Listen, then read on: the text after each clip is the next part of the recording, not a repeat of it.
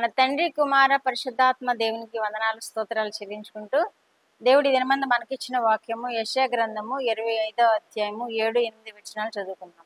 సమస్త జనముల ముఖములను కప్పుచున్న ముసుకును, సమస్త జనముల మీద పరచబడిన తెరను ఈ పర్వతం మీద ఆయన తీసివేయును.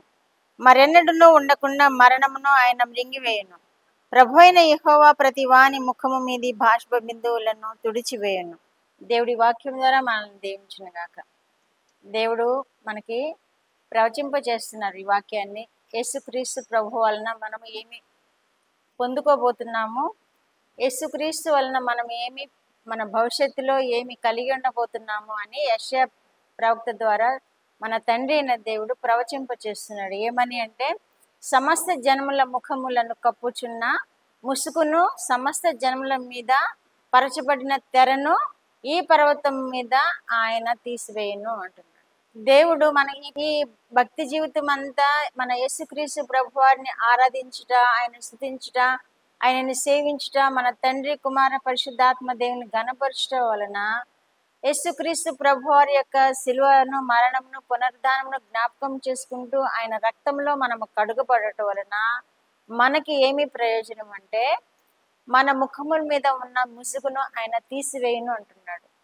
మన ముఖం మీద సమస్త జన్మ మీద పరచి ఉన్న తెరను ఈ పర్వతం మీద ఆయన తీసివేయును అంటున్నాడు.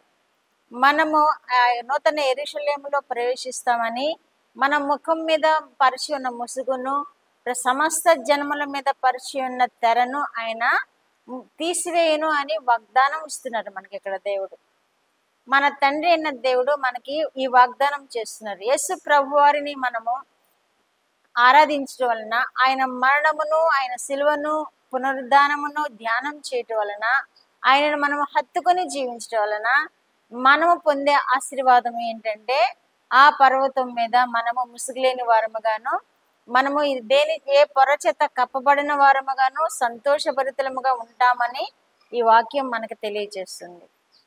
మనము ఈ 40 దినాలు శిలువ ధ్యాన దినాల్లో పాల్గొంటున్నాము. యేసు ప్రభు వారి బోధలు వింటున్నాము. యేసు ప్రభు వారి పరిచర్యలో చేసిన ప్రతి బోధను వింటున్నాము. అద్భుత కార్యాలను చూచాము, వాక్యంలో ఆశ్చర్య కార్యాలను చూచాము, స్వస్థతలను చూచాము. వాక్యాల్లో ఆయన శిలువ మరణమును కూడా ధ్యానిస్తూ ఉన్నాము.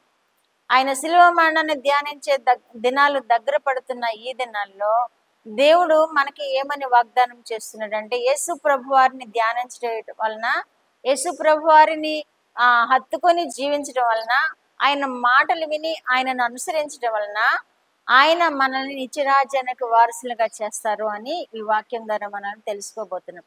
ఆ పర్వతం మీద మన మీద కప్పబడిన ముసుగు గాని, సమస్త జన్మల మీద పరచబడిన తెరను గాని ఆయన తీసివేయును, ఈ పర్వతం మీద తీసివేయును అంటున్నాడు. మరెన్నడూనూ ఉండకుండా మరణమును ఆయన మృంగివేయును అంటున్నాడు. మరి ఆ పర్వతం మీద చేరిన వారికి మరి ఎన్నటికీ మరణం ఉండదు, ఇంకా రెండవ మరణము ఉండదు. మొదట ఏమైతే మనము వారు నిద్రిస్తున్నారు కానీ అని యేసు ప్రభు వారు చెప్పిన విషయాన్ని, ఆ చనిపోయిన బాలిక విషయంలో యేసు ప్రభు వారు చెప్పిన విషయాన్ని మనం జ్ఞాపకం చేసుకుంటే, మొదటి మరణం ఏంటంటే నిద్ర. ఇంకా ఆ నిద్ర పొందిన వారికి సజీవులుగా ఆ పర్వతం మీద ఎల్లవేళ్ళ ఆ మహోన్నతమైన స్థలంలో ఆ తండ్రి కుమార పరిశుద్ధాత్మ దేవుని సేవించడమే కానీ, ఆ తండ్రిని సేవించడమే కానీ, మరి ఇంకా అక్కడ ఏమి మన మీద ముసుగు కానీ, మన మీద తెర కానీ ఏమి అడ్డు ఉండదు. యేసు ప్రభువే సమస్త మరణమును మృంగివేయునని ఈ వాక్యంలో మనకి తెలియచేయబడుతుంది. మరి ఎన్నడూనూ ఉండకుండా మరణమును ఆయన మృంగివేయును. యేసు ప్రభు వారిని మనం సేవించడం వలన, యేసు ప్రభు వారి శిలువ రక్తంలో మనము కడుగబడడం వలన, యేసు ప్రభు వారి పునరుద్ధాన శక్తిని మనం పొందుకున్నప్పుడు మరి ఎన్నటికీ మరణము మన మీద ఉండకుండా ఆయనే మృంగివేసి ఉన్నాడు అని వాక్యములు తెలియచేయబడుతుంది. ఆయన మరణమును మృంగివేయును అంటున్నాడు. ప్రభు అయిన యెహోవా ప్రతి వాని ముఖం మీద బాష్ప బిందువులను తుడిచివేయును అని కూడా అంటున్నాడు. మనం ఇప్పుడు మన ముఖం మీద బాష్ప బిందువులను కలిగి ఉంటే అవి మన జీవితంలో మరి ఎన్నటికీ మన ముఖం మీద ఉండకుండా మన తండ్రి అయిన దేవుడు వాటిని తుడిచివేయును అంటున్నాడు. మన రక్షకుడైన యేసుక్రీస్తు ప్రభు వారు వాటిని తుడిచివేసే దేవుడుగా ఉన్నాడని ఇక్కడ వాక్యంలో మనం తెలియజేయబడుతుంది. కాబట్టి మనము ఆచరిస్తున్న, ఆరాధిస్తున్న ఈ 40 దినాల ఉపవాస దినాలు కానీ, ఈ శిలువ ధ్యాన దినాలు కానీ, శిలువను గురించి ధ్యానించడం కానీ, యేసు ప్రభు వారి యొక్క బోధలు ధ్యానించడం వల్ల కానీ మనము కలిగి ఉండేది ఏంటి అంటే, ఆయన మనల్ని విజయోత్సాహంతో మనల్ని నిలబెడతాడు. ఆయన ఆ పరిశుద్ధ పర్వతం మీద మనల్ని నిలబెడతాడు. ఆయనే మన మరణం అంతటిని మింగివేసి మన ముఖం మీద ఉన్న భాష బిందువులను కూడా తుడిచివేసే దేవుడుగా ఉన్నాడని ఈ వాక్యంలో మనం తెలుసుకోగలుగుతున్నాం. మనం ఇప్పుడు కన్నీటితో ఆయన్ని వేడుకుంటున్నాం, కన్నీటితో ప్రార్థన చేస్తున్నాం. ప్రభువా, మీ రక్తంలో నన్ను కడుగు, నీ రక్తధారతో నన్ను శుద్ధి చేయి ప్రభువా అని ఈ శిలువ ధ్యానాల్లో ఆయనను శిలువను గురించి ధ్యానిస్తూ కన్నీటితో ప్రార్థన చేసేవారు ఉన్నారు.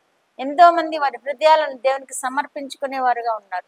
వీరందరికీ ప్రతిఫలం ఇచ్చేది ఏంటంటే, దేవుడు మనకి ఈ కన్నీటితో విజ్ఞాపన చేసి పాప క్షమాపణ పొందుకున్న వారికి మరెన్నటికి మరణము ఉండకుండా చేసే దేవుడుగా ఉన్నాడు.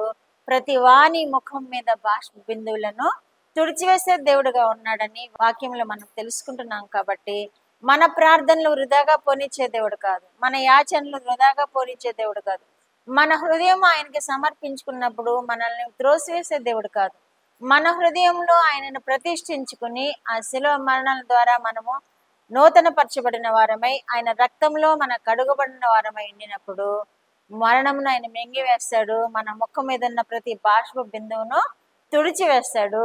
ఆయన పరిశుద్ధ పర్వతం మీద మనల్ని నిలువబెట్టుకుంటాడు. సదాకాలము ఆయనతో జీవించే కృప మనకి అనుగ్రహిస్తాడు. అందుకనే మనము చేస్తున్న ఈ భక్తి అంతా, అందుకనే మనం చేస్తున్న ఈ యాచన అంతా, అందుకనే దేవుని సన్నిధిలో చేరి మనము ప్రార్థనలు, విజ్ఞాపనలు, యాచనలు చేసి ఆయనను స్తుతించి ఆయన కనపరిచేది ఎందుకంటే, ఆయనతో పాటు సదాకాలం మనం జీవించాలని, ఆ పరిశుద్ధ పర్వతం మీద మనం ఆయనతో పాటు ఉండాలని, ఆయన మన ప్రతి బాష్ప బిందువులను తుడిచివేయాలని, ఆయనతో మనము ఆనందించాలని, మనము ఆయన మృంగివేసే దేవుడుగా ఉన్నాడని మనము ఆరాధిస్తూ ఉన్నాం. కాబట్టి దేవుడు అట్టి కృప మనకు అనుగ్రహిస్తాడు. ఆయనను సేవించడం వల్ల మనకి ఈ దినాలు వృధాగా పోవు. ఆయనను ఆరాధించడం వలన, ఆయన శిలువను ధ్యానించడం వలన ఆయన రక్తంలో కడుగుబడిన అనుభవాన్ని మనకిస్తాడు. అంత మాత్రమే కాదు, ఆయనతో సదాకాలం జీవించే కృపనిస్తాడు. మరణంను మృంగివేసే దేవుడుగా ఉన్నాడు. ప్రతి వాని భాష బిందువులను తుడిచివేసే దేవుడుగా ఉన్నాడు. కాబట్టి ఈ ఉపవాస దినాల్లో, ఈ శిలువ ధ్యాన దినాల్లో అట్టి కృప దేవుణ్ణి ఆరాధిస్తున్న వారందరూ పొందుకోవాలని మనం ప్రార్థన చేస్తున్నాం. మేము ప్రార్థన చేస్తున్నాం. దేవుని యొక్క రక్షణాందంలో ప్రతి వారు ఆనందించాలని, ఆయన కృప క్షేమములు వారి మీద నిరంతరము ఉండాలని మేము ప్రార్థన చేస్తున్నాం. ప్రార్థన. మా దేవా, మీరు మాకు ఇచ్చిన వాక్యము కొరకు మీకు వందనాలు. త్రిదేవా, మీకు స్తోత్రాలు ప్రభువా. ఈ ఉదయ కాలంలోనైనా మా తండ్రి, మీరు ఇచ్చిన వాక్యం కొరకు మీకు స్తోత్రములు తండ్రి. మీరు చేసిన వాగ్దానం కొరకు మీకు స్తోత్రములు ప్రభువా. ఎంతమంది ప్రార్థనలు చేస్తున్నారో, యాచనలు చేస్తున్నారో, మీ సిలువను ధ్యానించి మీకు వందనాలు చెల్లించుకుంటూ వారి హృదయాలను మీకు సమర్పించుకుంటున్నారో వారందరి ఎడల ఈ వాక్యమును, ఈ వాగ్దానం నెరవేరుస్తున్నందుకు మీకు స్తోత్రములు ప్రభువా. కుటుంబాల్లో మీరు సమాధానము, నెమ్మది దయచేస్తున్నందుకు మీ స్తోత్రాలు ప్రభువా. ప్రార్థన చేయమని కోరిన బిడ్డల కుటుంబాల్లో మీరు అద్భుత కార్యములు జరిగించి వారి సమస్యల నుండి విడిపించి వారికి మేలును నాయన స్వస్థతలను అనుగ్రహించి మీరు మహిమ పొందమని యేసుక్రీస్తు వారి పేరిట ఈ మనవులో మీ పాదముల యొద్ద వేడుకుంటున్నాను పరమ తండ్రి. ఆమేన్.